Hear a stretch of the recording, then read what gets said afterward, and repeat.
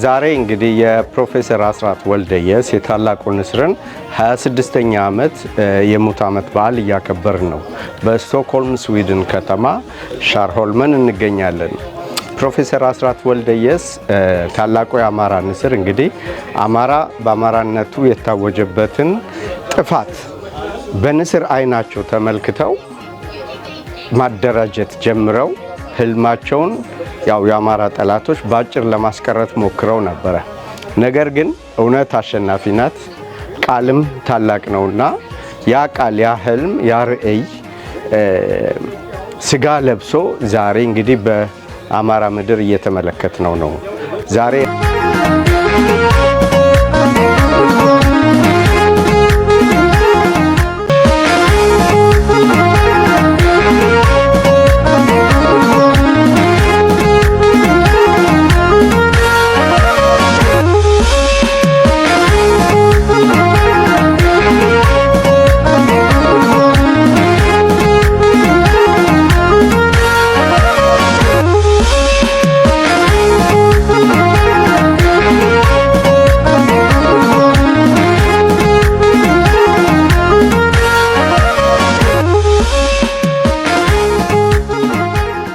ዛሬ አማራ ፋኖ የፕሮፌሰር አስራት የመንፈስ ልጅ ሆኖ ተነስቷልና ፕሮፌሰር አስራትን አማራን ፕሮፌሰር አስራት ማለት እንችላለን። አስራት ወልደየስ ከዚህ በፊት የነበሩ ወንድሞቻቸው ጓደኞቻቸው ያስተማሩን ፈለገ አስራት የትውልዳችን ቃል ኪዳን ነው የሚል መሪ ቃል ወይ ደግሞ ኃይለ ቃል አላቸውና አዎ የፋኖ ትውልድ ቃል ኪዳን ነው ማለት ይቻላል። ፈለገ አስራትን መከተል አማራን ከታቀደበት የጠላቶቹ ሴራ ለመቀልበስ ትልቅ የልብ ስንቅ ነው ብዬ አምናለሁ። ፕሮፌሰር አስራት ወልደየስ ከዚህ ዓለም የተለዩበትን 26ኛ ዓመት አስመልክቶ የወጣ መግለጫ። ይህን መግለጫ ሳወጣ ትነግና ኦነግ አዲስ አበባ ከመግባታቸው ቀደም ብሎ አሶሳ ውስጥ በኦነግ ከተጨፈጨፉት ከ300 በላይ አማራዎች ጀምሮ እስካሁን ድረስ ያለቁትን ወገኖቻችንን ታሳቢ በማድረግ ነው። ፕሮፌሰርንም በሰላም ትግሉ ሳነሳ በወቅቱ ከሳቸው ጎን ለጎን በትጥቅ ትግሉ በኩል የነበሩትን ጀግናው አስማረ ዳኘና መሰሎቹን እንደ አርበኛና ደራሲ አሰገድ መኮንን ያሉትን አለማንሳት ንፉግነት ነው። ሰማዕቱ ክቡር ፕሮፌሰር አስራት ወልደየስ የመላው አማራ ሕዝብ ድርጅት ፕሬዝዳንት የዛሬ 26 ዓመት ግንቦት 6 ቀን 1991 ዓ.ም በፔንሲልቫኒያ ዩኒቨርሲቲ ሆስፒታል ፊላደልፊያ አሜሪካ ሀገር በሕክምና ላይ ቆይተው ከዚህ ዓለም እንደተለዩ ይታወቃል። 1983 ዓ.ም የደርግ መንግስት ወድቆ ኢህአዴግ ሲተካ በአዲስ አበባ ዩኒቨርሲቲ የሕክምና ፋካልቲ ዲን ነበሩ። አዲስ አበባ ዩኒቨርሲቲ ምሁራን በመረጧቸው መሰረት በሰኔ 1983 ኮንፈረንስ ላይ በመገኘት የኢትዮጵያን ሀገራዊና ህዝባዊ አንድነት የመናድ ተግባር፣ የኮንፈረንሱ ምንነት፣ የመጣውም የጎሳ ፖለቲካ ገና ከመነሻው ችግር ሊያስከትል እንደሚችል በግልጽ የተናገሩና እንዲሁም ኤርትራ ከኢትዮጵያ እንድትገነጠል የሚፈቅደው መገንጠልና መሰል አንቀጾች የኢትዮጵያ የወደፊት መተዳደሪያ እንዲሆኑ የሚያረጋግጡትን አንቀጾች የተቃወሙ ብቸኛ የጉባኤው ተሳታፊ ነበሩ። በተለይ ኤርትራ ከኢትዮጵያ እንድትገነጠል የሚፈቅደውን አንቀጽና የታሪክ ትንተና የማይቀበሉት መሆኑን ገልጸዋል። እንዲህም ነበር ያሉት። ይህ ጉባኤ በኢትዮጵያ ሕዝብ ስም ምንም ጉዳይ ሊወስን ሊያግድ ወይም ሊሰርዝ አይችልም። ሆኖም የኢትዮጵያን የአሁኑን ተጨባጭ ሁኔታ በመመርኮዝ ወንድማማቾች ደም መፋሰስ የቆመ በመሆኑ አሁን የሰፈነውን የሰላምና የዲሞክራሲያዊ ሂደት መሰረት በማድረግ የኢህአዴግና የህዝባዊ ግንባር ሓርነት ኤርትራን ልዩ ግንኙነት በመጠቀም ወንድማማችና እህትማማች በሆነው ህዝብ መካከል የዘለቄታ ቅራኔ እንዲወገድና በኢትዮጵያዊነትና በይቅር ለእግዚአብሔር መሰረት በአስቸኳይ የሚስማሙበትን መንገድ መፈለግ ለመሸጋገሪያ መንግስት ተቀዳሚ ተግባር እንዲሆን ጉባኤው እንዲያሳስብ ይህን ሀሳብ በአክብሮት አቀርባለሁ ነበር ያሉት። በወልቃይትና በራያ ከሚደርሰው ግፍ በተጨማሪ ቀደም ሲል በጃራ ይመራ በነበረው ኢስላሚክ ኦሮሚያ ቀጥሎም በኦሮሞ ነፃ አውጪ ግንባር ኦነግ እና በኦህዴድ አማራው በሐረር፣ በአርባጎጉ፣ በበደኖ፣ በአረካ፣ በአሰቦት ገዳም፣ በአሩሲና በተለያዩ የሀገሪቱ ክፍል መታሰሩ፣ መሰደዱ፣ ህይወቱ እያለ አይኑ ሲጎለጎል ቆዳው ሲገፈፍ ቤት ዘግተው ሲያቃጥሉት ወደ ገደል ሲወረውሩት ስጋውን ቆርጠው ብለው እያሉ ሲያሰቃዩት፣ ሕፃናት ከነ ቤተሰቦቻቸው ሲታረዱ፣ የእርጉዞች ወጥ ተቀዶ ሽሉ ሲጣል፣ የአማራው ልጃገረዶች ሲደፈሩ ሲዋረዱና ተማርከው በባርነት ሲያገለግሉ፣ አብያተ ክርስቲያናት ሲቃጠሉና ሌሎችም ተዘርዝረው የማያልቁ የዘር ማጥፋት ሰቆቃዎች ሲፈጸሙበት ፕሮፌሰር አስራት ዙሪያ ገባውን በጠላት እንደተከበቡ እያወቁ ችግርና ፈተና ሳይበግራቸው ከፊት ለፊታቸው የተጋረጠውን ግዙፍ ኃይልና አደጋ ከምንም ሳይቆጥሩ በቁርጠኝነት በመቆም በዚህ በቀውጢ ሰዓት ከማንም በፊት ችግሩን አሻግረው አይተው ይህንን እኩይ ስርዓት ያለመታከት በማጋለጥ የአማራው ሕዝብ የሚፈጸምበትን ወንጀል እንዲረዳና እንዲታገል ዓለምም እንዲያውቀው በማድረግ በታላቅ ቆራጥነት ታግለዋል።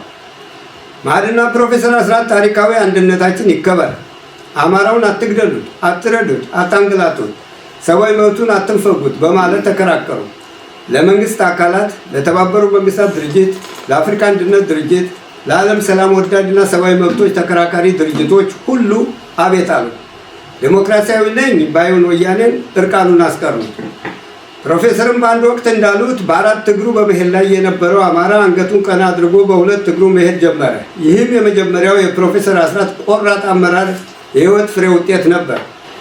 ዘረኞችንና ባንዳዎችን በልበ ሙሉነትና በጀግንነት ሲታገሉ በማይቀረው የሰው ልጅ መጨረሻ በሆነው ሞት በአካል ከኛ የተለዩን ፕሮፌሰር አስራት ጉልበታቸውን፣ እውቀታቸውን፣ ገንዘባቸውንና እምነታቸውን ብሎም ህይወታቸውን አሳልፈው የሰጡት ለአማራው ህልውና ለሀገርና ለህዝብ አንድነት ሲሉ ነበር። አስራት የዘመናችን ታላቅ ሰው የጽናትና የልበ ሙሉነት፣ የሐቀኝነት እና የብልህነት፣ የአርቆ አስተዋይነትና ሚዛናዊነት ተምሳሌት በመሆን በእያንዳንዱ አማራ ኢትዮጵያዊ ወገናቸው ልብ በህያውነት የሚታወሱ ናቸው። ኢትዮጵያ በሺዎች ለሚቆጠሩ ዘመናት የነፃነት ባለቤት ሆና የኖረችበት የተለያዩ ምክንያቶች ቢኖሩ ዋናውና አንዱ ኢትዮጵያ የጀግኖች መሃን አለመሆኗና ጀግኖች ልጆቿ በተለያየ ቦታና ጊዜ በከፈሉት መስዋዕትነት እንደነበር ታሪክ ይመሰክራል። የክቡር ፕሮፌሰር አስራት የመስዋዕትነት ትግል ለዚህ በቂ መረጃ ነው። ፕሮፌሰር አስራት ወልደየስ ለአማራው ህልውና፣ ለኢትዮጵያ ሀገራዊና ህዝባዊ አንድነት እንዲሁም እኩልነትና ዲሞክራሲያዊ ህይወት ግኝት የከፈሉት አቻ የለሽ መስዋዕትነት በታሪክ አምድ ውስጥ ከፍተኛ ቦታ ከመያዙም ባሻገር ከትውልድ ትውልድ ሲተላለፍ የሚኖር ነው።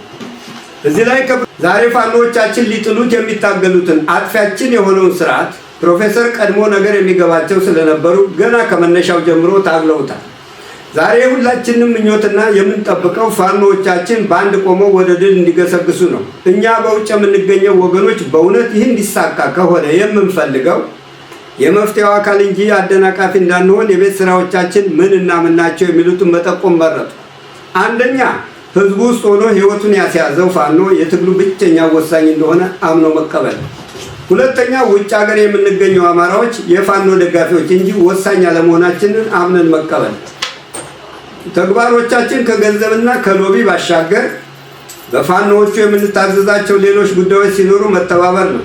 ሌላውና ትልቁ ውለታ ለፋኖም ሆነ ለአማራው ህዝብ የምናደርግለት እኛ ራሳችን እየተሰባሰብን በመወያየት ራሳችንን ማንቃትና አንድነት ለመፍጠር መጣር ነው። ከነቃን ዛሬ በውጭም በውስጥም ትግል የሚያጓትቱትንና ሰቆቃችንን የሚያራዘሙትን አካሄዶች በአጭር መቅጨት እንችላለን። ይህ የትግል ሀሁ ለፋኖ ትግልም ወደፊት መግፋት አስተዋጽኦ ይኖረዋል። በመጨረሻ ለአማራው ህልውናና ለህዝብ አንድነት ቀና የሆነ ሁሉ ፕሮፌሰር አስራት ከዚህ ዓለም የተለዩበትን 26ኛ ዓመት አስመልክቶና ከአሶሳው ከ300 አማራ በላይ ካለቀበት ጊዜ ጀምሮ እስከ ዛሬ ድረስ የተሰዉብንን በሚሊዮኖች የሚቆጠሩ ወገኖች በታላቅ ሀዘንና ቁጭት አስቦት እንዲውል እያስታወስ ይህን ዕለት ከአማራው ህልውና መረጋገጥና ከህዝብ አንድነት ተስፋና ድል ጋር አያይዞ የሚከበርበት ወቅት አሁን ባለው የጊዜና የሁኔታ ውስብስብነት ቢዘገይም አይቀሬ መሆኑን ሳናሰምርበት አናልፍም። የዛሬው የፋኖ ትግል ፈቀዳጅ የሆኑት የሰማዕቱ የአስራት ስራ ሕያው ሆኖ ለዘላለም ይኖራል። ፕሮፌሰር አስራትን የምናስታውስበት የመጀመሪያው የመጨረሻውም አይደለም። ከዚህ በፊትም እንደዚሁ ለማስታወስ ተሞክረዋል። ወደፊትም የሚቀጥል ነገር ነው። ግን ይሄ ዝም ብሎ በየዓመቱ የማስታወስ ነገር ብቻ ሳይሆን ወደኋላ ተመልሰን የፕሮፌሰር አስራት አደራ ምንድን ነው፣ ህልማቸውስ ምን ነበረ? ተስፋቸውስ ምንድን ነው? የት ደርሷል? እንግዲህ ዛሬ 26 ዓመት ነው እሳቸው ባረፉ ጊዜ የተወለደ ልጅ ዛሬ 26 ዓመቱ ነው። እንደ በተባበሩት መንግስታት ድርጅት የእድሜ እርከን ብንሄድ ከ18 እስከ 24 ያለው ነው ወጣት። ከዛ በኋላ ከወጣትነት ይሻገራል። ትልቅ አደራ መቀበል የሚችል ሰው ነው ማለት ነው። ወንድም ሆነ ሴት በተለይ ከአማራው ቤተሰብ የወጣ ምናልባት እዚህ የኛ ልጆች ከኛ ጋራ የኛን አደራ እኛ የተቀበልነውን አደራ ወደ እነሱ ለማስተላለፍ ይዘናቸው በዚህ ዕድሜ የሚገኙትን ይዘን አለመገኘታችን ራሳችን የሚቆጨው ነገር ቢሆን፣ ነገር ግን በሀገራችን የ26 ዓመት ሰው ምን አይነት ኃላፊነት እንደወሰደ እንደሚወስድ ልናስብ እንችላለን። በተለይም በአሁኑ ጊዜ የአማራን ሕልውና ለማጥፋት ያለው አማራጭ ወይ መጥፋት ነው ወይ የሚድኑበትን መንገድ መፈለግ ነው። እንግዲህ ወጣት በብሶት የት እንዳለ ምን በማድረግ ላይ እንዳለ በፋኖ ንቅናቄ ውስጥ የምንሰማቸው በኢንተርቪው በምንም ተሳትፏቸውን ስናይ በዛ እድሜና በዛ እድሜ አካባቢ ያሉ እንደውም ከዛም ያነሱ የህይወት መስዋዕትነት የሚከፍሉት ለሁላችን እና በተለይ ኢህአዴግ ኢትዮጵያ በተቆጣጠረ ጊዜ የነገሩን ነገር ብቻ ሀገር ዳሯ ከተደፈረ መሀሉ ዳር መሆኑ እንደማይቀር ነው። ይህን ነግረውናል። እንግዲህ ኢትዮጵያዊ ማማ ላይ ቆሙ ነው የሚያሉት። እዛ በአባቡኩ በሌሎችም ቦታዎች በአሶሳ እነኚህ በአማራው ላይ የተደረገው ጭፍጨፋ ሲመጣ አሁንም ብዙዎች ይሄማ አማራ ሆነ ለአማራ ስትጮ አማራነት ከኢትዮጵያዊነት ማማ መውረድህ ነው ወይም ኢህአዴግ ያዘጋጀልህ የብሔር የዘር ትራፕ ውስጥ ወጥመድ ውስጥ መውደቅ ነው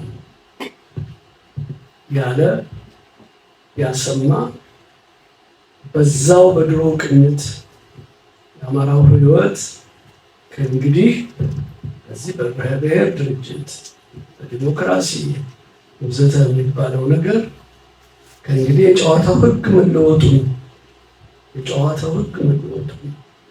ኳስ ልትጫወት ገብተህ በእግር መምታት ሲገባ በእጅ የነካ እንደሆነ ማነው ነው። ኢህአዴግ ህጉን ዲፋይን አድርጓል። አንተ ብሎ ብቻህን ኢትዮጵያ የሚባል ነገር የለም። ሰማ የምችለው የጨዋታውን ህግ አክብረህ ስትመጣ ነው።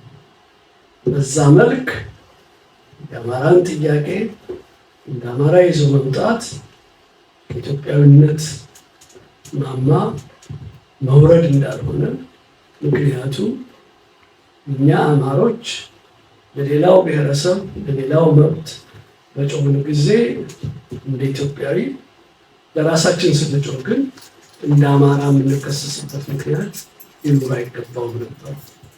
የታመመን ልብ አልነበረም። ግን በዘር በሽታ የታመመ አገር በዛ ደግሞ ሞት የተፈረደበትን ህዝብ ለማዳን ለመጡት እና ይሄ አደራ የሁላችንም አደራ ነው። ግን በተቻለ መጠን ግን ወደፊትም እንዲሁ ዝም ብለን በግምት እንዲሁ ዝም ብለን ትርክት መፍጠር አለብን ብለን ብቻ ሳንሄድ ቆም ብለን ሁላችንንም አንድ ሊያደርግ የሚችለው ላይ ይሄ አንዳንድ በኢንተሌክቹዋል ዲስከሽኑ ምናምኑ ብዙ ጊዜ ቅንጦት ነው።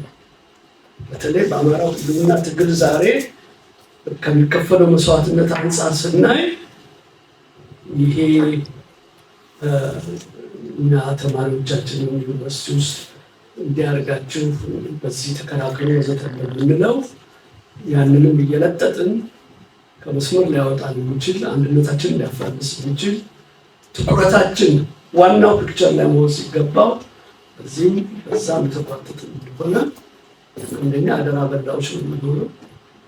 ሁለተኛ ነገር ደግሞ የችግሩ የአማራ ህልውናው ሊጠበቅ የሚችልበት ደረጃ ላይ ለመድረስ የሚችለውን ትግል እኛ ራሳችን ከሚያደናቅፉት አንዱ ነው እና ይህንን በማለት በተለይ ደግሞ የፕሮፌሰር አስራትን ጥሪ ቀድመው የሰሙ አሉ። መሳሳት የለብንም። ቀድመው የሰሙ አሉ፣ ብዙ አሉ። ዘግይተውም የሰሙ ደግሞ ዛሬ መስዋዕትነት ይከፍላሉ። የፕሮፌሰር አስራትን አደራና ጥሪ መስማትም ያላስፈልጋቸው ግን የሚያውቁ የግድ አማራ መሆን የሌለባቸው እንደ ታዲዮስ ታንቱ የመሳሰሉ ሰዎች አሉ እና በዚህ ሰዓት እነሱንም ጭምር ማሰብ ስለሚገባ እኔ እንዲሁም ራሴ ፖለቲካ እስረኛ ስለነበሩ የ5 ዓመት ምን ማለት እንደሆነ ስለማውቅ በዚያን ጊዜ እኔ ራሴ ስለ ነፃነት የጻፍኩትን ትቼ በጣም አጭር የቀድሞው የኢትዮጵያ ሕዝብ መዝሙር በደርግ ጊዜ አቶ አሰፋ ገብረማርያም ስለ ነፃነት የጻፋትን 4 ስንኞች ብቻ በቃል ይላቸዋለሁ። ከብረት እስር ቤት ጥቅጥቅ ካለ ትሻ እፍ ዘብ ካቆመ ከመቃብር ዋሻ ጥሰሽ ትወጫለሽ ነፃነት ነሽና ማንም አይዝሽም በኃይል በጭቆና። ይህንን ሁላቸዋለሁ። አመሰግናለሁ። ብዙ ነገር ሊደረግ ይችላል። ከሚደረግባቸው ነገሮች በርካታ ሰዎች ታስረው አንዳንዱም ትክክለኛ ፍርድ ሳይሰጣቸው እንዲህ እና አይነቱ ነገር የአያት ቅድሚያቶቻችንም ታሪክ አይደለም። መላ ይመታለት ይሄ ነገር። ሁለተኛ ሽማግሌ ይደመጥ። እስቲ ንጉስ ባልጋ ይታማል ይባላል። ሰዎችን ማማክሩ በየሽማግሌው እንደው ምንስ እንዲህ አይነቱ ነገር የግድ መደረግ አለበት። ሐኪምም ነኝ፣ አውሮፕላንም አበራለሁ፣ ነፍጠኛም ነኝ። አንድ እንግሊዝ ሀገር ምናል አንድ ፓይለት ለማሰልጠን 12 ሚሊዮን ይፈጃል ፓውንድ ጥሩ ፓይለት ለመፍጠር። እነኛ ወርቅ እንትኖቻችን ናቸው። ስንት የተማረ በየሀገሩ ስንት ነገር ሊደረግ ይችላል እኛ ሀገር ውስጥ እና የፈሰሰውን ንብረት መመለስ ያስፈልጋል። እቺው ናት ምክሬ። እያንዳንዳችን ምን እናድርግ፣ ምን እንሁን፣ ለተፈጠረብን ሁኔታ ምን እናድርግ የሚለውን እንደው ቢቻል እስኪ እዛው ቁጭ ያላችሁ ስብር ተወያይታችሁ እንደው ጎን በጎን አውርተን አንድ ነገር ላይ እንደው ደርሰን ልባችን መልሰው ብንሄድ ደስታችን ማለት ነው። እኔ አሁን ስለሳቸው ትንበል ምትለኛውን ከሰማው ታሪክ ኦልሞስት ሰልፍ አክቹዋላይዜሽን ደርሷል ማለት ይችላል። የጤላቸውም ምን የላቸውም በውጭ ዓለም እንትን ያሉ ናቸው። ያን ያደረጉት ደግሞ ለምንድን ነው የሚለውን እኔ ሰው ምንድን ነው የተማረው ከዚህ ከቪዲዮ ከሳቸው ታሪክ የተማረው ምንድን ነው የሚለውን ሐሳብ ሰው ሰዓቱም ስላለ ቢወያይበትና ምንድን ነው የቀጣይ ስንትናችን እኛ ምን ይጠበቅብናል እዚህ የማዕድ መነሳት እና እስከዛሬ ከዛ ጊዜ ጀምሮ ምን ሆነ የሚለው ታሪኩን ያልጻፈ ህዝብ ይጠፋል እና ከዛ ጊዜ ጀምሮ ምንድን ነበር እንቅፋታችን፣ ምንድን ነው ደግሞ ያተረፈው የሚለው ነገር ሊታሰብበትና ተመዝግቦ በመጽሐፍ ምንድን መውጣት ያለበት ነገር ይመስለኛል። እንግዲህ እናገር ያስፈልጋል። ሁለተኛ የፕሮፌሰር አስራት እኔ ወጥቶ እንደሆነ ተጽፎ እንደሆነ አላውቅም። ስለዚህ ይቀጣል እንደዚያ ነገር ይወጣል። ሁለተኛ የፕሮፌሰር አስራት ከፕሮፌሰር አስራት በኋላ የማየው የኢትዮጵያ ኢንቴሊጀንሻ ውድቀት ትልቅ ውድቀት። ምክንያቱም በኢንቴሊጀንሻ በእኛ ታሪክ ያየነው ሐኪሞች ናቸው የመጀመሪያ ፊት ቀዳሚ የነበሩት ከነ ሐኪም ወርቅ ላይ ጀምሮ እና ሐኪም ወርቅ ገበያ ላይ ቁጭ ብለው ድሃውን ያክሙ ነበር። ከዚያ በኋላ መላኩ ባያል፣ በኋላ ደግሞ ፕሮፌሰር አስራት መጡ። እዚህ ከነዚህ ሰዎች እንግዲህ እኔ የማየው በኢንቴሊጀንሻ ታሪክ በኢትዮጵያ ማለት ይህን ያህል አዋቂ አይደለም፣ ግን በእኔ ግንዛቤ በእኔ መረዳት ማለት ነው። ከዛ በኋላ ከሳቸው በኋላ የመጡት ግን አንዳንዱ እኮ ለመንግስት ራሱ ነፍሰ ገዳይ ሲሆን ታዝበናል። ስለዚህ የፕሮፌሰር አስራትንም ቢሆን ወደፊት ይታሰቡበትና በደንብ ከመጀመሪያው ጀምሮ እንደማስታውሰው ወይዘሮ አልማዝ ቤት መሰለኝ መጀመሪያ ተገናኝተው እንትን ያሉ እና ከዛ ጊዜ ጀምሮ ብዙዎቹ ተሳትፈውበታል። እነ ወይዘሮ ቴዎሪት እነ ልጅ ሚካኤል ምናምን ሁሉ ነበሩበት እኮ ያኔ ፀጉራቸው ሁሉ ታይላቸው እንትን ያሉበት። ይሄ ነገር ተመዝግቦ ለልጆች ለሰው እንዲያውቅ ደጋግሞ መነገር ያለበትና እንትን ማለት ያለበት ለህዝብ መድረስ ያለበት ይመስለኛል። ስለዚህ ይሄ ነገር ለወደፊትም ለውይይትም ሆነ ሰውም ሌላውም እንዲማረው እንደው ቢታሰቡበት አያለም ሞር ኮንሰርነር ስለሆነ ስለዚህ እንደው ቢታሰቡበትና እንትን ቢል ጥሩ ይመስለኛል። በአቋም ደረጃ ይሄ ሁሉ ደግሞ ከንቃትን አመለካከታችን ደግሞ ብዙ ጊዜ አገር ቤት ያሉትን ይህን ደግፋለሁ ከሚል ነው የምንነሳ። ምንም አንጠቅማቸውም። እንዛ ዋናው መጀመሪያ ራሳችንን ማደራጀት የመጀመሪያ እና በዚህ መሰባሰቡ በጣም ኢምፖርታንት ነው። በተለይ በአሁኑ ጊዜ እንደዚህ በድሮን እየተጨፈጨፍ እንዲህ ነበር መጠቃቀፍ የሚኖርበት። በጣም ፍቅር መኖር ነበረበት መካከላችን። አሁን አንዱ ተነስቶ ጸረ አማራ ሁሉ ሲደበድብ እንደፈለገ ሲያደርግ አይ በአሁኑ ጊዜ ያልተፋቀር ማንም ይፋቀር። ፕሮፌሰር አስራት ተገደው ወደ ፖለቲካ ከገቡበት ጊዜ አንስቶ የአማራውን ማደራጀት የሚለው አካባቢ ሞክራቸዋል እና እኔ በዚያን ጊዜ እንደ ብዙ ኢትዮጵያዊ ይህን ሁሉ ዘመን ምንም የኢትዮጵያን ፖለቲካ ባልተወው እንኳን በአቅሜ በምችለው መንገድ በሚመቸኝ መንገድ ድምፅ ሳሰማ ብኖርም በአማራነት መደራጀት የሚለውን ነገር ንቄው ነው ያኖርኩት። ከኢትዮጵያዊነቴ ጋር የሚጋጭ ነው ብያምን ነበር። ግን አደሴም ታይም ግን የአማራ ህዝብ አደጋ ውስጥ እንደገባ አውቃለሁ። እዚህ ቦታ የማይነሳ የራሴን የግል ፈተናዎች አሉ። ግን ለምንድን ነው የምንበታተነው? ለምንድን ነው የወያኔን መንገድ የሚከተለው የሚል ጥብቅ እምነት ስለነበረ እየናቅኳቸው ነው የኖርኩት እና ግን ነገሮች ሁሉ ከጥቂት ሰዎች መገደል አልፈው ተርፈው በመንግስት ደረጃ ማለት ወያኔ ራሱ በመንግስት ደረጃ ነው የአማራውን ሲያጠቃ የኖረው። ወያኔ ከተወለደ ጀምሮ እኔ ወያኔ ተቃዋሚ ነኝ ሆኜ የኖርኩት። ግን አሁን ደግሞ በቀጥታ በደንብ አላለ ኢትዮጵያን መከላከያ አሰማርተው መንግስት እየመራ ህዝብ እያለቀ ነው። እንዲህ ሲሆን ምንድነው የነቃሁት ያየሁት?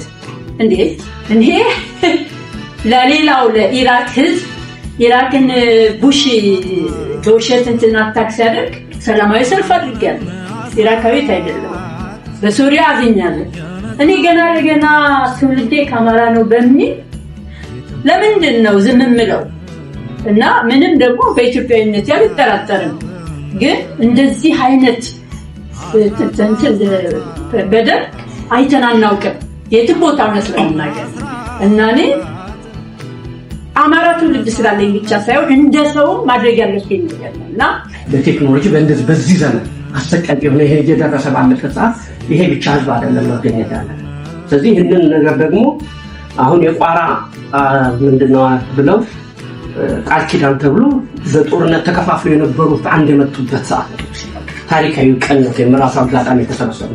ስለዚህ ሌሎች አሁን ቅሬታ ኖሮ እንደዚህ ያሉትን ወደ አንድ መጥቶ ያን አጋጣሚ እነዛን አንድ ላይ ከመጡ ዲያስፖራው ላይ ዲፕሎማሲውን ለማድረግ አሁን አቶ አጃሪ ያነሱት አለ ገንዘብ ማሰባሰቡን ለማድረግ ትልቁ ነገር አንድነት አይ። ስለዚህ በዚህ አጋጣሚ የኢትዮጵያ ሬዲዮ አለ 31 ዓመት ያህል ልምድና እውቀት ያለው እነዚህ ነገሮች ወዳል ሁሉ ኢትዮጵያ ስለዚህ ማህበር አለ ሞረሽ አለ ያ አንድነት ሆኖ ልክ እንደነዚህ ታሪካዊ ነገር አንድ ነገር አድርጎ ተወሰኑ ሰዎች ኃላፊነት ወስደው ይሄን ነገር ወደ አንድ እንዲመጣ በዚህ አጋጣሚ መናገር ፈልጋለሁ። ምክንያቱም አስራታዊነት ከአማራ ህልውና አንድነት ማህበር ጋር እንግዲህ እንዴት ላስቀምጠው ዩዘር ኔም ቢባል አማራ ህልውና አንድነት ማህበር ብለን ፓስወርዱ ፈለገ አስራት የትውልዳችን ቃል ኪዳን ሰው ቃል ኪዳናችንን አድሰን የምንሄድበት ቀን መሆን አለበት ብዬ አስባለሁ።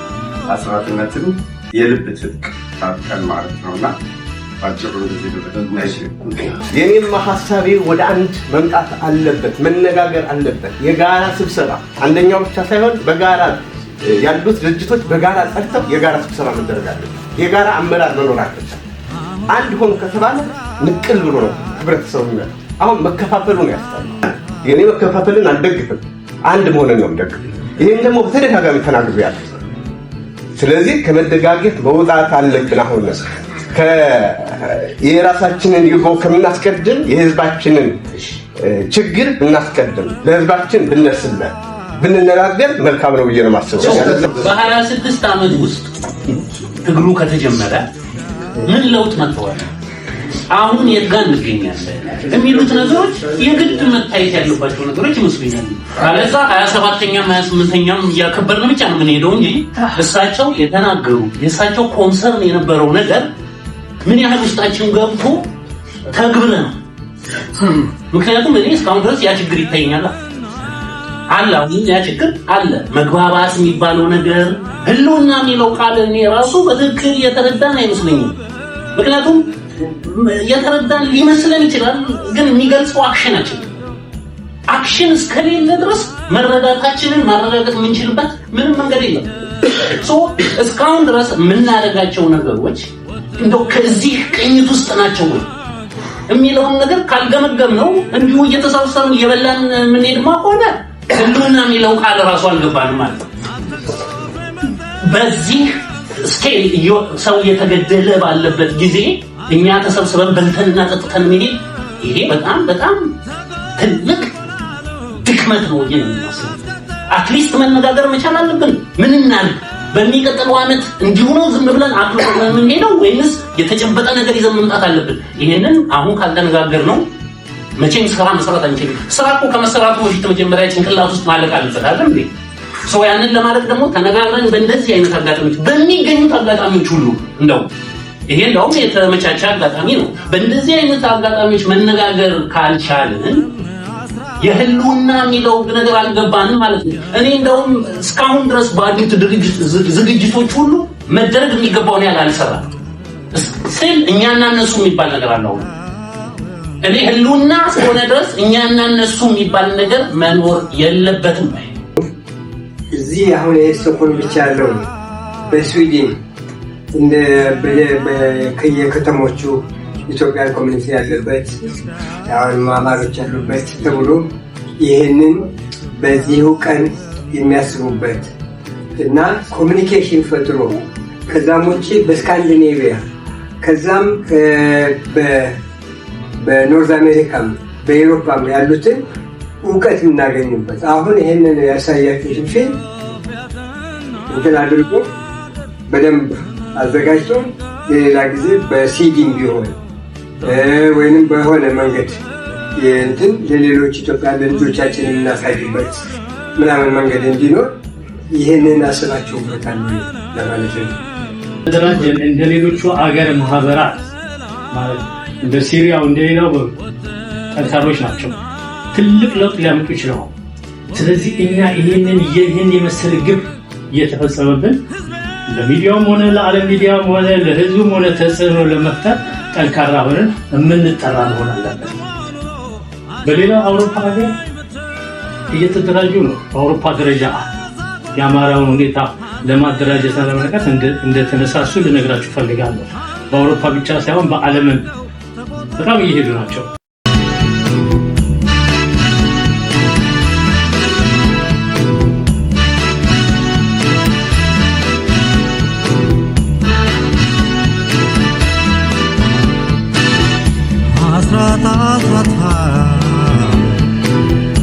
አሁንም አስራት የነፃነት አርማ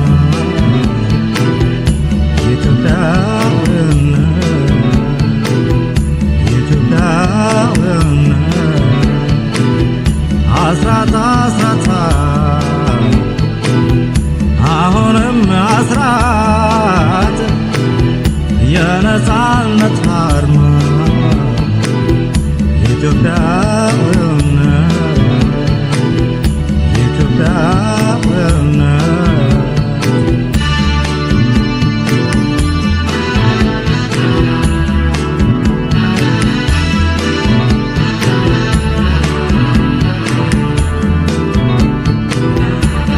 ኢትዮጵያ ትናገር ስምን ከፍ ያድርገው ለአንድነቷ በለት ወኔ ቤት ወረደው እውነት ስትመነም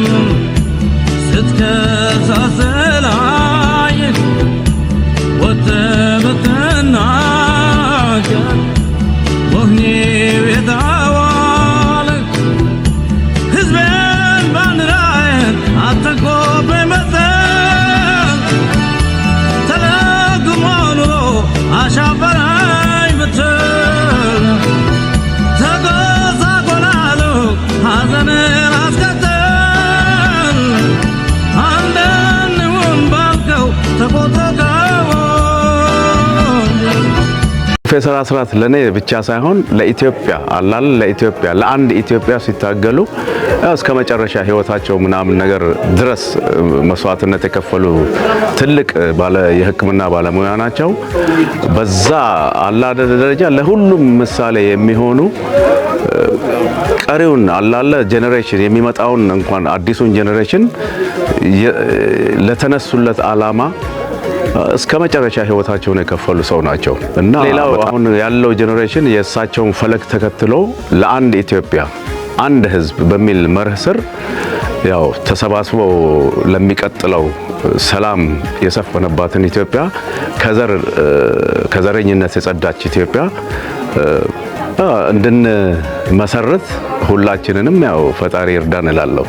ፕሮፌሰር አስራትን እኔ የማውቃቸው መጀመሪያ እዚህ ስዊድን ሀገር መጥተው ነው 1984 መጀመሪያ ላይ ለስብሰባ መጥተው ነበር በስራቸው ምክንያት እና እዚህ ወደ ካሮሊንስካ መጥተው በዚያ እሳቸው መምጣታቸውን ስሰማ እኔ ልጅን አስከትዬ ነው የሄድኩት።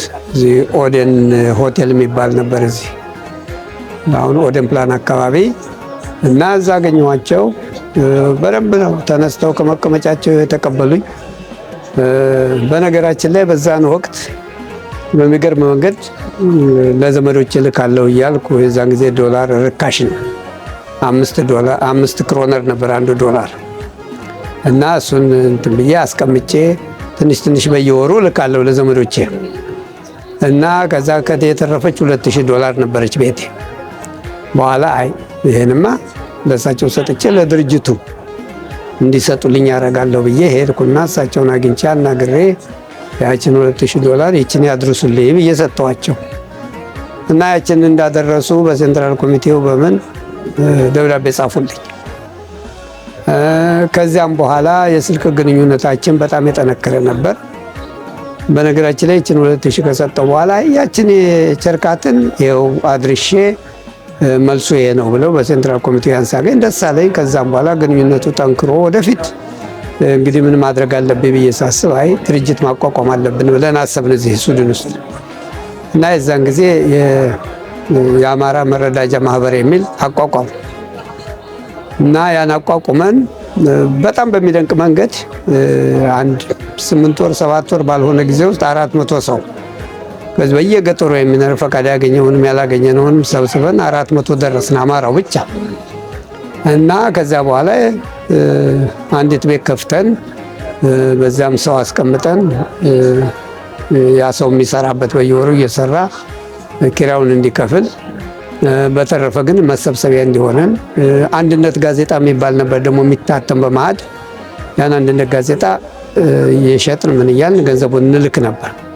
እያዋጣ ምን እያልን በጣም አክቲቭ ነበር ህዝቡ የዛን ጊዜ እና በጣም ትልቅ ስራ ነው የሰራ ነው ለተወሰኑ ዓመታት። ልክ እሳቸው ሲታሰሩ መፍረክረክ መጣ። እሳቸው ደግሞ ሲሞቱ አብሮ ሞተ። በዚህ ያለውም ድርጅት ኢትዮጵያም ያለው ድርጅት ይሄ ነው የሆነው እንጂ እሳቸው ጋር የነበረው ውቂያ በጣም የጠለቀ ነው። በስልክ ምናወራ ነበር ደጋግመን። ሕክምና አሜሪካ ሀገር በሄዱበት ጊዜ አንድ ከእንግሊዝ አንድ ከጀርመን ሆነን በአማራው ድርጅት ውስጥ የሚሳተፉ ማለት ነው ከነሱ ጋር ሆነን አሜሪካ ሄደን ያው ከተኙበት ጠየቅናቸው። ልክ እሳቸውን ጠይቀን እና ያውቁኝ ይሆን አልኩና ምክንያቱም ተዳክመው ነበር አወቁኝ። እኔ ማነኝ አልኳቸው። መቼ አጣሁ ብለው ስሜን ነገሩ እና የዛን ጊዜ አላስቻለኝም። ወጥቼ እንባ የለቀኩት ለመጀመሪያ ጊዜ በህይወቴ እና ይሄ ነበር የሳቸው በጣም በጣም በጣም ትልቅ ግንኙነት ነበረን እና የሳቸው እንትን መቼም እያመመኝ ነው የኖረው እስካሁን ድረስ አልለቀቀኝም። ምክንያቱም ያስበላናቸው እኛው ነን እንጂ እኛ ብንበረታ፣ እኛ ብንሰባሰብ፣ እኛ ብናውቅበት፣ እኛ ብንነቃ ስንት ስራ በተሰራ እስካሁን ያለቀው አማራም አያልቅም ነበር። የዛሬው ፕሮግራምም ጥሩ ነው። ዋናው ሰው መሰባሰቡ ነው እና ተሰባስቧል። ዋናው እኛ መርሳት የሌለብን ዓላማ አለን። ያን ዓላማችንን ማሳካት ነው። አሁን ሁላችንም ዓላማው ገብቶናል አልገባንም የሚለው እንደማየው ከሆነ የገባው ይመስለኛል ሰው እና ዓላማው ደግሞ ከገባን ቀጥ ብለን ለዛ ዘር እንቆምለት። የመጀመሪያው ህልውናችን፣ ህልውናውን ካስጠበቅን በኋላ አገሩ እኮ የትም አይሄድም እኛ ካወቅንበት እና ይሄ ነው ዋናው ነገር። ህልውናችን ካስጠበቅን በኋላ ከሌሎች ብሔር ብሔረሰቦችም ጋር ሆኖ ያችን አገር እንደገና እናገኛታለን ብለን ነው ተስፋ የምናደርገው። ለዚህ ግን ትዕግስት ያስፈልገናል። አብረን ስንሰራ መተሳሰብ፣ በተለይ ችግሩ እንዲያስተቃቅፈን ያስፈልጋል። በአሁኑ ወቅት በጣም ኃይለኛ ችግር ነው ያለው እና ደግሞ አገር ቤት ባሉት መካከል ደግሞ ችግር አለመፍጠር። እያንዳንዳችን የምናስበው አንድ ነገር ሊኖር ይችላል። ይሄ ነው ትክክል፣ ይሄ ነው አይደለም፣ ይሄ ምናምን የምንለው ይኖራል። አገር ቤትም ግን በሆድ ይያዛል ብዙ ነገር። ያን ይዞ አንድነታችንን እንዳይጎዳ በውጭ ዓለም አንድ ለመሆን መጣር እና በጣም በጣም ትልቁ ተግባር ያ ነው። በትንሽ በጥቃቅን ነገር አለመለያየት። አሁን እኛ ጋር ብዙ ጊዜ የምፈልገው ያን ነው። የኔ ምኞት የተነሳ ነው። ለዚያ ነው እንደኔ አይነቱም ሆነ የተወሰነ ሰዎች እድሜ ደግሞ ምናልባት እንግዲህ ከአንድ ዓመት ላይ ለዚህ ላይዘል ይችላል። ብዙውን እንደማየው ከሆነ ወጣቱ ወደፊት እየመጣ መስራት። አሁን እንዳንቺ አይነት ያሉት የተወሰናችሁ ሰዎች አላችሁ። እናንተ ወደፊት ነው በሚቀጥለው ምርጫ ወደፊት ብቅ እና ደንበኛ ካሁንም ካለው አመራርም የበለጠ አመራር መውሰድ ያስፈልጋልና እንደሱ ካላረግን በስተቀር መጫወቻ ነው የምንሆነው ለጠላትም። በአሁኑ ጊዜ እንደማየው ከሆነ የአማራው መንቀሳቀስ ደስ ብሎኛል። በአገር ቤትም ፋኖ ይነሳል ሳይባል ነው የተነሳው። ይሄ ሎተሪ ነው። እንዳውም ቀደም ሲል የምናስብ የነበረው ይሄ ዘር መጠናት አለበት፣ ችግር ያለበት ዘር ነው እንል ነበር። በጣም በጣም ተስፋ ከመቁረጣችን የተነሳ ግን አይደለም። አይቶ አይቶ አይቶ አይቶ ሲበቃው ተነስቷል እና ይሄ በጣም የሚያስደስት ነው። በተረፈ ሌላ ምለው ነገር የለም። በርቱን በርታ ነው። ከነጋ አስራት እኛ ወጣቶች ወይ ትውልዱ ምን የፕሮፌሰር አስራትን ፈለገ አስራትን እንደ ሀሳብ እንደ መርህ አድርገን ወጣቱ የዛሬው ትውልድ ምን መውሰድ አለበት? እኔ ከዚህ መውሰድ ያለበት ትምህርት እሳቸው ለሀብትም ለዝናም ለምንም ሳይጨነቁ ከነበራቸው እንትን ወርደው ለተራው ሰው ቆመው መከራቸውን አይተው አማራም ሰው ነው አትንኩት ብለው ሁሉ ነገር የራሳቸውን ሁኔታ ትተው አይበገሬነታቸውን አሳይተው ለአማራው ቆመው መጀመሪያ ለኢትዮጵያ ታገሉ፣ ለኢትዮጵያ አንድነት ታገሉ። ያ መጨረሻ ላይ ግን በአንድ ዘር ላይ ሲነሳ ቀጥ ብለው ቆመው ነው እስከ መጨረሻው ህይወታቸውን የሰጡት እና ዋናው ብዙ ጊዜ እንዲህ አይነት ሰዎች ጀግኖች ልበ ሙሉዎች ናቸው። ለህዝብ ነው የሚሞቱት። ማንኛውም ነገር የሚሰሩት ለህዝብ ነው።